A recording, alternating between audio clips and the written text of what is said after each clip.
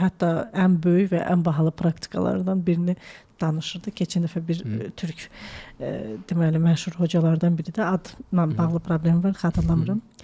Deyir ki, biz o qədər pul vermişik, getmişik ki, bir indi təlimə gedirik. Biz dönüşüm təlimidir elə. Dəyişim deyil, dönüşüm. Afrikaydılar, apardılar bizi. Əlimizə çubuq, palçıq, oynayın. Dedilər, neyniyək? Dedilər, oynayın.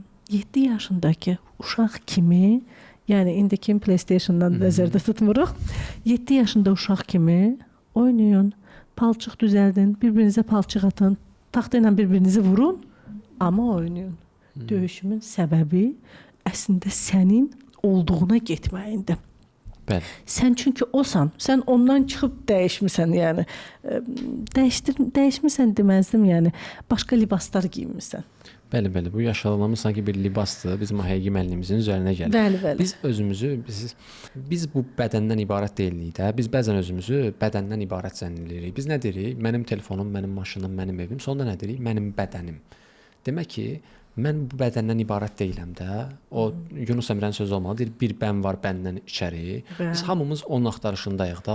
O saf halımız, o ruhsal tərəfimiz, özümü axtarıram deyirlər. Amma bu özün axtarışındadır da.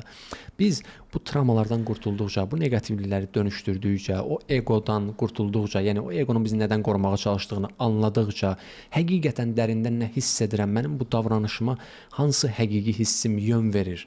Yəni dərində mən nə hiss edirəm ki, belə davranıram, belə düşünürəm, belə qərarlar qəbul edirəm.